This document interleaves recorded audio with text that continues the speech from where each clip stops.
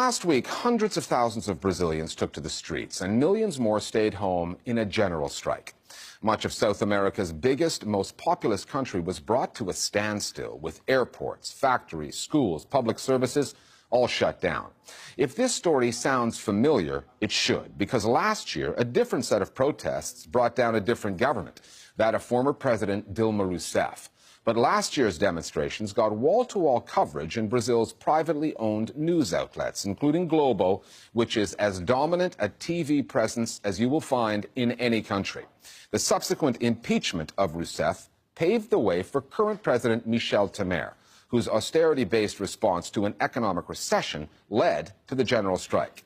But this time around, Globo and others don't seem to find the protest story quite so compelling.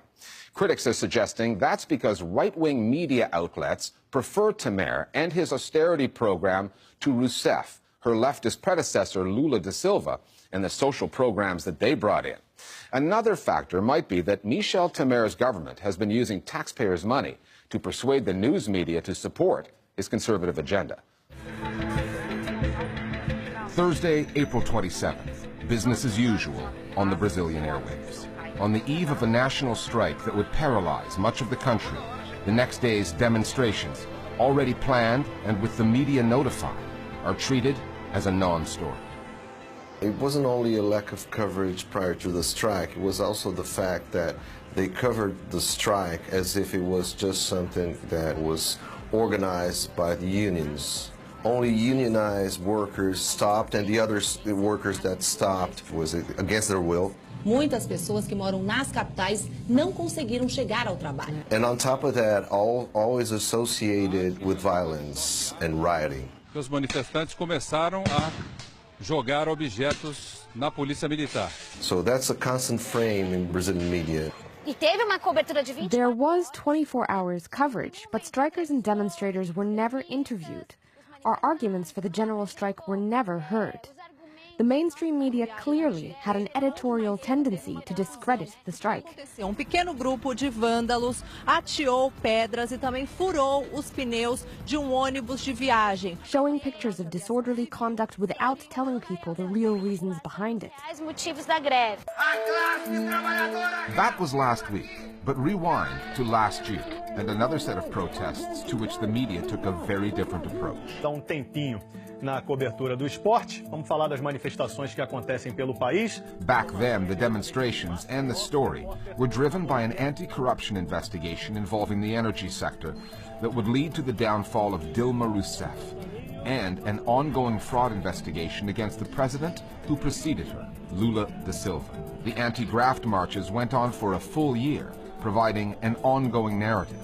The general strike lasted just one day, but with teachers, doctors, nurses, and bus drivers among those taking part, it was the largest such strike in Brazil for decades and was backed by protests in 26 states.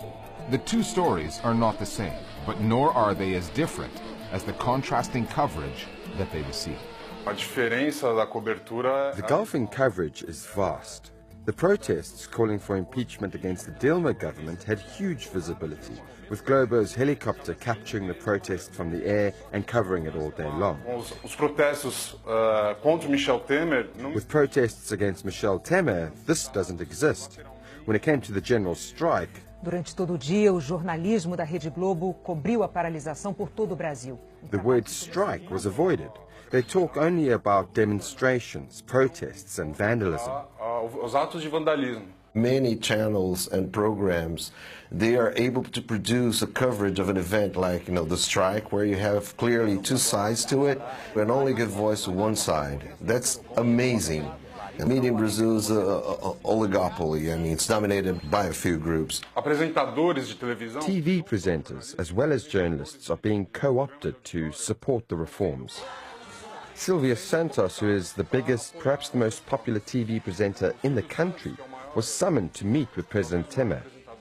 They met, and on the next day, SBT, Santos's channel, started to broadcast messages like, "Did you know that if the reforms don't happen, you might not receive your salary?" The media story in Brazil starts with Grupo Globo, the largest mass media company in Latin America. It owns 122 TV stations nationwide, TV networks, radio networks, major newspapers, and cable TV systems. Like Globo, Brazil's other major networks, SBT and Rede Record, are family-owned or controlled. Their proprietors tend to, politically, tilt to the right, which is reflected in the coverage their platforms provide. There is a stigma against Rede Globo. I don't know why. It's a reaction to Globo's type of coverage. Globo has commercial interests and covers or doesn't cover events in a certain way or gives more space to this or that. It is up to them to decide. They are commercially motivated, as they should be. Globo has a clear tendency to take sides politically. We know that their main financiers, their main advertisers, are the big banks, the automobile companies. Multinational corporations, in tandem with the Temer government, are pushing for the weakening of the state, opening Brazil up to privatization, liberalizing markets, and loosening regulations. So there are very powerful economic players influencing the narrative. And the Temer government is making it in the media's economic interest to support its policies.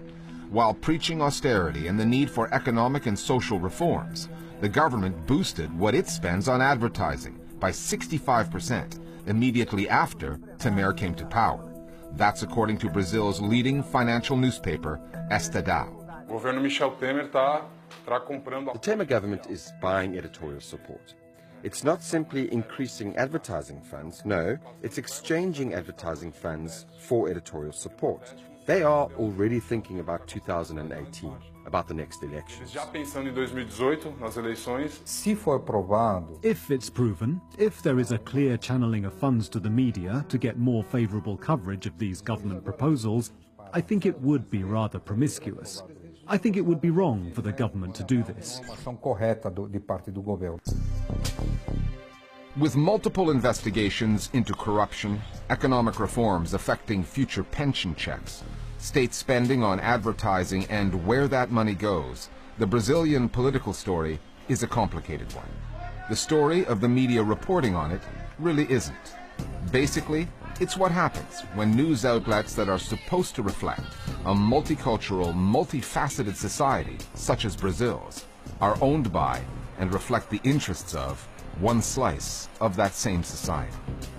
The mainstream media groups in Brazil are dominated by white men from rich families who pass it from father to son, and the bias reflected in their companies is towards that section of society. There is very little space for minorities, for the working class, for other narratives. It's always the elite speaking to the people with their own bias and worldview. So if you want to give it a class reading, you can say that, you know, they really silence the voices of the poor, the ones that they are getting hit the most by the economic crisis. They don't have a voice. What is not being represented is exactly the organized part of Brazilian society that opposes Temer. E a gente começa essa edição mostrando agora de manhã a greve geral. Brazil's first general strike in more than 20 years has ended in violence. No decorrer da manhã, vários pontos aí com interdições. Agora começou a confusão, policiais de um lado atirando bombas de efeito.